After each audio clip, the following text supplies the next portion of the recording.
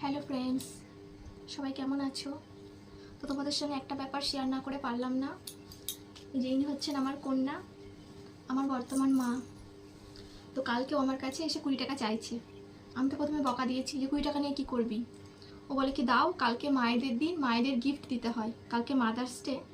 এবার ও না বললে কিন্তু আমি জানতে পারতাম না যে আজকে মাদার্স ডে। তারপর 20 টাকা নিয়ে যাই। তো আমার জন্য এই যে গিফটটা ও আমাকে দিয়েছে। লিখেছে, মা আমি তোমাকে অনেক ভালোবাসি, আমি তোমাকে প্রণাম জানাই, আমার প্রিয় তোমার প্রিয় কৌশানী বিশ্বাস, আই লাভ ইউ মা। তো গিফটটা সে যাই হোক, 2 টাকারই হোক আর যাই হোক, গিফট তো গিফট। মানে ও যে ভেবেছে এটা আমার কাছে অনেক। তো আমরা যখন ওই সময়ে ছিলাম তখন কিন্তু আমরা মানে মাদার্স ডে কী বা মাকে যে গিফট দিতে হয় এই ব্যাপারটা কিন্তু আমরা জানতাম না। তাহলে এখনকার জেনারেশন কতটা এগিয়ে। তো ওকে যেহেতু মানে ওর বাবা ওকে মা বলে ডাকে, ওর নাম দুষ্টু মা বলে ডাকে।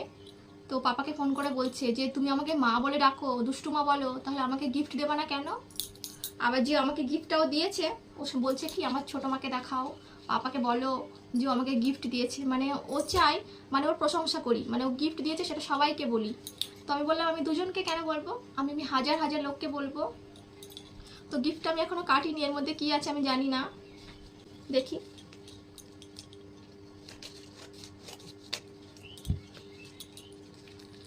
ও আর আমার জায়ের মেয়ে দুজনা মিলে প্যাক করেছে, করে সকালে আমাকে গিফটটা দিচ্ছে।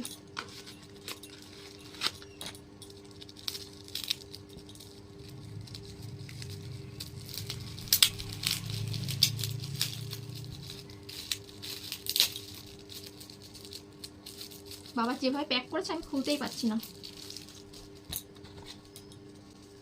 তবে আজকে মায়ের দিন, তো মাকে নিয়ে আমি কিছু বলতে পারবো না, কারণ মাকে নিয়ে বলতে গেলে আমি ঠিক থাকবো না।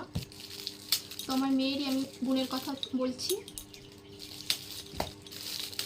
ওর হচ্ছে অনেক গুণ রয়েছে।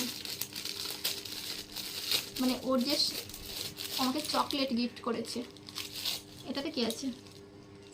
এটাতেও চকলেট থাকে, এটা আর খুলবো না। আর এটা তো এটা লজেন্স। তো আমি মানে ও হচ্ছে ক্লাস 1-এ পড়ে, ওর বয়স হচ্ছে 7 বছর পূর্ণ হলো। মানে ও এই বয়সে মানে ও এতটাই বুঝে গেছে।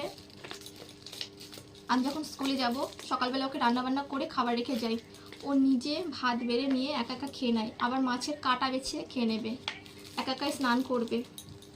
আবার কোনো দিন যদি আমার বলি শরীর খারাপ লাগছে, আমাকে বলে মাম্মা আজকে স্কুলে যেতে হবে না, একদিন স্কুলে না গেলে কি হবে। আবার শরীর খারাপ হলে আমার মাথার গোড়ার থেকে নড়বেই না, মাথার কাছে বসে থাকবে। মানে ও বুঝেছে যে মায়ের তো মা নেই, মা না থাকার জ্বালাটা ও বুঝেছে। ও আমাকে নিয়ে খুব চিন্তা করে। আমি ডক্টর দেখাতে গেছি, ও স্কুলে গেছে, দিয়ে হেড স্যারকে গিয়ে বলেছে আমার মায়ের কাছে একটু ফোন লাগিয়ে দাও।